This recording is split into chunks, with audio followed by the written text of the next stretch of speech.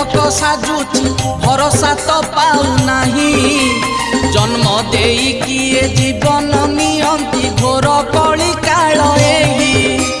भेंडा माने मेंढा पालटी गलेणी नारी कबल रे पड़ी शिशु बलात्कार संसार भितरे प्रभु हे गलाणी